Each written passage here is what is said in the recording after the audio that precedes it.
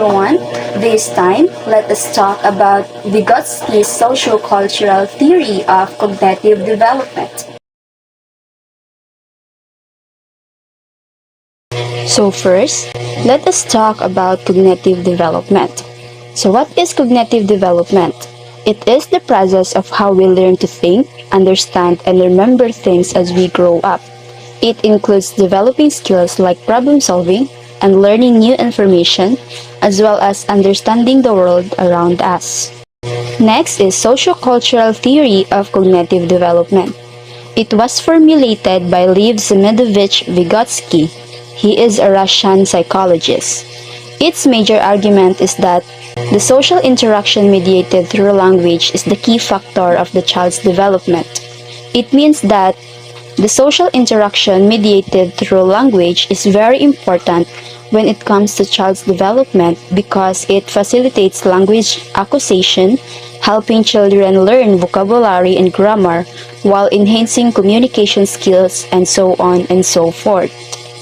And this theory underscores his belief that children's thinking is affected by their knowledge of the social community, which Vygotsky considered as learned from either technical or psychological cultural tools.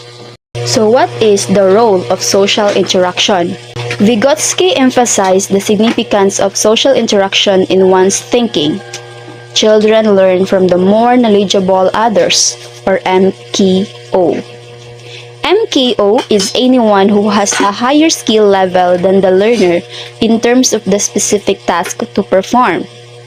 For example, is parents, teachers, adults, and many more. And for example, in the role of social interaction is a child who is guided by verbal clues by the mother learns how to tear off the plastic covering of the cookies. That example, it shows that the mother was guided her child by verbal clues to learn new things, and that is called social interaction. Next is what is the role of language? Vygotsky's theory emphasizes that language plays a central role in the theory of human cognitive development, and language plays multiple roles, including culturally shaping the overt behavior of an individual, such as thinking. And language plays a fundamental role in cognitive development, it shaping how children think, understand, and interact with the world. It is not merely a tool for communication, but a crucial element in the development of cognitive abilities. Next, let us talk about the 3 stages of speech development. First is social or external speech. This stage is from birth to 3 years old. This stage states that thinking is not related to speech at all. Instead, thinking is primarily in the form of images, emotions, and expressions, or impressions, and speech only occurs on the external level such as shouting or crying. So in this stage, thinking and speech are not related to each other. For example, a child would tell dede or milk if he or she is hungry. Next is egocentric speech. This stage is from 3 to 7 years old, and the children out loud to talk to themselves as they are doing something. Most of this age, the children talk themselves more often, especially when they do something on their own. For example, a child plays to his toy cars and it does not run. So he tells himself, "Sirana," or "it's destroyed." So he talks himself. The last stage of speech development is inner speech. And inner speech is soundless speech or thought. Speech becomes internalized and it is used to guide thinking and behavior.